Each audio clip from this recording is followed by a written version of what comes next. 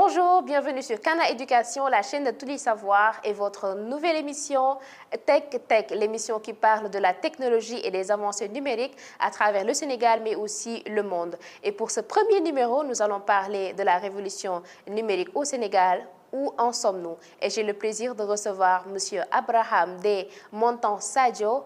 M. Abraham, bienvenue. Bonjour, M. Abraham. Bonjour. Merci d'avoir accepté notre invitation. C'est moi qui vous remercie.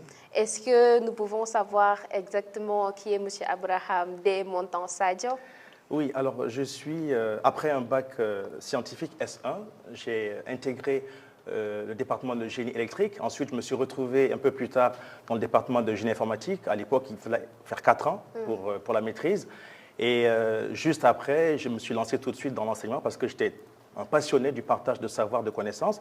Je me rappelle que j'étais revenu de vacances à Ziguinchor, j'ai fait escale au niveau de Mbour, et là j'ai entendu qu'il y avait une école, une nouvelle école dans le domaine des technologies qui recrutait des enseignants. Je me suis dit, ben, ça tombe bien. Donc j'ai postulé, et quand je suis arrivé, on m'a dit, mais écoutez, c'est seulement demain qu'on va faire les entretiens, donc vous tombez à pic, nous vous invitons à repasser demain. Ce que j'ai fait, et notre entretien avec moi a duré 45 minutes, alors que tous ceux qui sont passés avant moi, c'était peut-être 15-20 minutes. Je me suis demandé, mais pourquoi autant de temps avec moi? Mais j'allais le comprendre après. Parce que quand j'ai finalement été retenu pour le poste d'enseignant, donc je quittais chaque semaine, le week-end, je quittais le dimanche pour aller faire cours toute la journée, lundi à Hambourg. Et en l'espace de 2 mois d'enseignant de maths et d'informatique surtout, je me suis retrouvé propulsé au poste de directeur technique. Alors j'étais un peu surpris. Quand le directeur m'a invité dans son bureau, il m'a offert du café, etc. Il m'a annoncé en fait qu'il allait partir, il devait être recruté aux Nations Unies, et il m'a demandé est-ce que j'acceptais de prendre sa place. J'ai dit mais pourquoi moi? Il dit non, j'ai vu en vue quelque chose, c'est pourquoi j'aimerais que vous puissiez prendre cette place. C'est une place que j'ai acceptée, j'ai fait 2 ans, et après ces 2 ans-là, je suis revenu sur Dakar, où j'ai poursuivi également dans l'enseignement, dans différentes écoles, universités privées, non seulement à Dakar, mais aussi à Thiès. Et aujourd'hui, bien sûr, également au niveau de Ziguinchor. Donc, ça fait exactement 20 ans, depuis 2004, novembre 2004, que j'enseigne, que je forme. J'ai aussi eu le plaisir de former entre 2017 et 2018 environ 200 jeunes en robotique. Et là, récemment, par exemple, j'ai été coopté par une ONG allemande, BBW, qui m'avait recruté pour une formation au niveau de la région des Ziguinchor pour réduire la fracture numérique et permettre aux jeunes de la Casamance de pouvoir également être au fait des nouvelles technologies, de maîtriser ces techniques afin de pouvoir contribuer au développement socio-économique de la région. Et pendant ce temps, j'ai eu le plaisir également de rencontrer des personnes assez intéressantes avec des projets novateurs. Et j'ai été invité à être co-organisateur d'un salon qui a eu lieu le week-end dernier à Ziguinchor, au niveau du centre culturel, où on a fait la 3e édition de Casamance Innovation Tech. Il y avait plusieurs startups qui étaient venues de Dakar, d'autres régions du Sénégal, mais également de la Gambie. C'était vraiment magnifique. Donc voilà un peu, de manière ramassée, de manière sommaire, on va dire, modeste parcours dans le domaine des technologies. Je pense qu'on a bien eu le choix de vous recevoir ici parce qu'on a décidé de parler aujourd'hui de la révolution numérique au Sénégal. Nous savons qu'aujourd'hui, que le Sénégal est de plus en plus connecté, avec l'Internet, les smartphones, nous avons de plus en plus des nouvelles solutions innovantes pour qu'on puisse intégrer la technologie dans notre quotidien. Et c'est vraiment magnifique de vous avoir et nous vous remercions encore une fois d'avoir accepté d'être là parce que vous venez de dire que vous venez de Ziguinchor. C'est assez important et j'aimerais d'abord donc entrer dans le vif du sujet.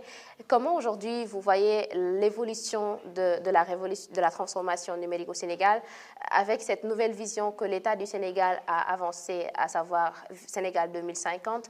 Dans 25 ans exactement, le Sénégal ambitionne de numériser tous ces secteurs. Comment vous voyez donc l'état des lieux exactement, où en sommes-nous à l'instant T? C'est une question intéressante et importante parce qu'effectivement, quand on regarde les 20 dernières années, il y a eu beaucoup de transformations, d'évolutions dans le domaine des technologies, dans le monde, c'est vrai, mais en particulier au Sénégal. Je me rappelle qu'en début 2000, pratiquement, on ne parlait pas de smartphone, en tout cas pas encore au Sénégal. Et je me rappelle que j'ai eu mon premier téléphone portable, c'était justement en début 2000, un Nokia, les vieux Nokia avec une antenne. Voilà, on les appelait téléphones de poche, mais en réalité, ça tenait à peine dans une poche. Et je me rappelle qu'à l'époque, je me suis fait sermonner par ma mère qui a trouvé que j'avais dépensé de l'argent inutilement. Bref. Et c'était combien le prix exactement? Je l'avais pris en seconde main parce qu'à l'époque, voilà, j'avais pas assez d'argent pour acheter ça neuf. Et je pense que je l'avais acheté à environ 30 ou 35 000. Le petit téléphone. Voilà, c'est ça. Mais en plus, c'était en seconde main. Mais quand on regarde depuis lors, aujourd'hui, de cette période à aujourd'hui, il y a de 2000 à 2025. Beaucoup d'évolutions. Parce que début 2010, c'était pratiquement l'avènement des smartphones. Il y en a eu plusieurs. Il y a une différence entre téléphone portable simple et smartphone, parce qu'un smartphone, c'est pratiquement un ordinateur de poche. Il a un processeur, il a une RAM, etc. Et en plus, il est capable de se connecter à Internet. Donc, c'est un peu la différence ou les différences qui existent entre un téléphone simple, portable simple, et un smartphone. Et quand on prend, par exemple, le rapport de l'ARTP de 2023, au deuxième trimestre 2023, de l'ARTP, l'Agence de régulation télécommunications et des postes, il parle d'un taux de pénétration de 128,54% l'année dernière. En 2023. Voilà, le taux de pénétration des téléphones portables. Le taux de pénétration, c'est quoi? C'est en fait le niveau d'usage, d'utilisation que font les populations par rapport à une technologie, par rapport à un appareil quelconque. Et pour aider, est-ce que les téléphones portables, les smartphones et les téléphones portables mobiles, les petits téléphones sont aussi inclus dans la pénétration? Bien sûr, bien sûr. Et maintenant, quand on prend ce qui est le taux de pénétration d'Internet, on est à 103%. 103%. De taux de pénétration. Ça veut dire qu'il y a quand même un pourcentage assez important, assez intéressant, on va dire, de personnes qui utilisent Internet ici au Sénégal. Donc, on peut dire qu'on assiste, durant ces 10 dernières années, on a assisté à une véritable évolution fulgurante, non seulement de l'utilisation, d'abord de l'accès aux smartphones, à tout ce qui est gadgets, tablettes, etc., mais également à Internet et à toutes les plateformes digitales qui existent aujourd'hui. Je veux parler des réseaux sociaux qui sont très utilisés aujourd'hui. On a Facebook depuis lors, on a TikTok, etc., Instagram, bref, j'en passe. Et donc, on peut dire qu'effectivement, le Sénégal fait partie des pays de l'Afrique de l'Ouest qui, aujourd'hui, peuvent se targuer d'être des pays qui sont quand même assez, de ce point de vue, développés par rapport au taux de pénétration de cette technologie au niveau de ces populations. Et au niveau de ces populations, est-ce qu'on arrive aujourd'hui à avoir des innovations locales qui sont en train d'être démantelées, que ce soit du côté de la jeunesse, du côté du gouvernement? Oui, alors, je pense qu'on a tous entendu parler, en tout cas je l'espère, il y a environ un mois, on a parlé d'une intelligence artificielle, la première, disait-on, appelée AWA, d'accord, créée par une entreprise appelée Andak IA. Cette IA est une IA de type conversationnel, c'est-à-dire qui entretient des discussions ou des conversations avec un interlocuteur et donne des informations assez intéressantes. Par exemple, on a vu la démonstration sur YouTube ou bien à la télé, une dame qui demande, voilà, par rapport à tel élément, qu'est-ce qu'elle peut porter comme tenue vestimentaire. Le météo. Voilà, il y avait aussi la partie météo avec les prévisions météorologiques. C'est assez important pour ceux qui sont dans l'agriculture parce que ça permet d'anticiper la météo et de prendre des dispositions adaptées pour pouvoir réagir de manière optimale s'il faut, oui ou non, commencer à semer les cultures, etc. Voilà, comment s'organiser. Donc, déjà, il y a cet aspect-là. Et également, ce que j'ai surtout aimé dans cette IA, c'est que dans la démonstration, on voit ou on entend une élève qui pose des questions sur la gravitation universelle. Qu'est-ce que c'est que la gravitation, la gravité? Et là, elle l'explique. Et ce qui est bien, c'est qu'elle explique ça en Wolof. En langue locale. Local. Pourquoi c'est important? Parce qu'il faut dire que les langues, c'est important parce que ce qu'on appelle la langue du cœur nous permet de mieux comprendre les concepts parfois difficiles d'accès ou de compréhension dans une autre langue, dans notre propre langue. Et puis, bien entendu, on peut dire que le vecteur de communication est beaucoup plus important à ce niveau-là. C'est important d'avoir aujourd'hui des innovations avec l'avènement de l'IA et d'intégrer les langues locales parce qu'on a dit, donc on va directement peut-être attaquer le secteur de l'éducation qui est assez importante dans un pays. Aujourd'hui, quels sont les projets phares qu'on a pu voir avec l'État du Sénégal, surtout avec le ministère de l'Éducation, des projets pilotés qui intègrent la numérisation, mais aussi l'accès du numérique dans le système éducatif? Alors, c'est une très bonne question, mais avant, permettez-moi juste de rajouter une autre start-up qui est assez, on va dire, assez novatrice dans le domaine, c'est Djangat. Djangat, comme Djang, voilà, Djangat, comme apprendre. Exactement. J'ai eu la surprise qu'on m'ait envoyé le lien pour pouvoir tester ça. C'est l'une des initiatrices de IAS, Institut africain, plutôt l'Institut des algorithmes du Sénégal, plutôt, voilà, qui m'a envoyé pour que je fasse un test. C'est Djangat. Djangat.ai. OK, Djangat AI. Ouais, c'est ça. Et donc, ça permet, pour ceux qui travaillent, par exemple, une gestion optimale et intelligente de la relation client, parce qu'on sait que la relation client, c'est important. Tout ce qui est expérience client, c'est le parcours du client depuis son point de contact avec l'entreprise jusqu'à la fin. Comment il a été traité, comment ses requêtes ont été traitées, comment on s'est adressé à lui. Et donc, il y a un chatbot qui est là, qui permet de pouvoir gagner du temps.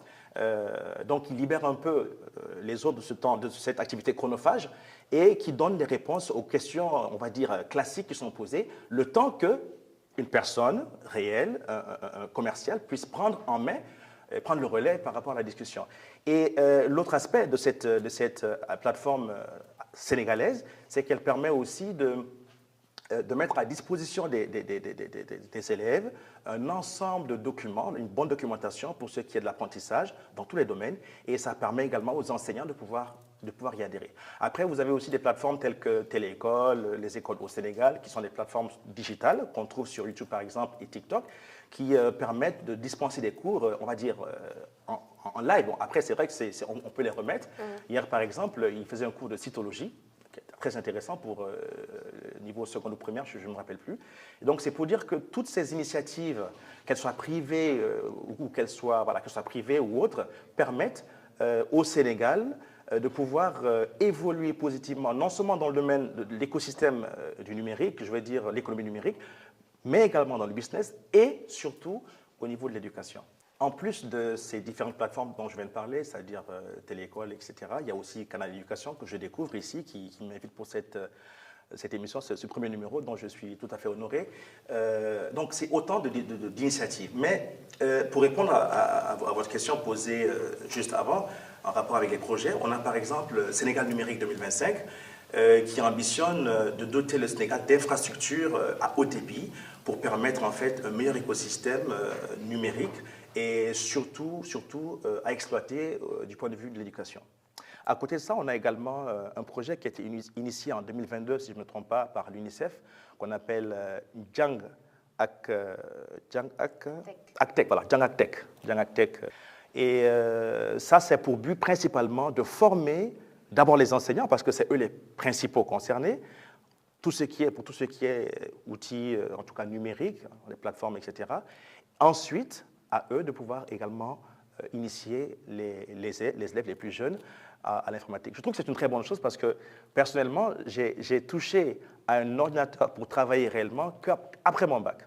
Oui, c'est pratiquement tout le temps parce que je prendrai l'exemple des étudiants qui, après le bac, s'ils sont orientés à l'Université virtuelle du Sénégal, c'est là qu'ils vont faire des cours et des initiations à l'informatique. Je pense que ce serait bien que les élèves puissent avoir cet accès avant d'avoir le bac, comme la plupart des gens. Mais vous avez touché un point essentiel, c'est la formation des enseignants.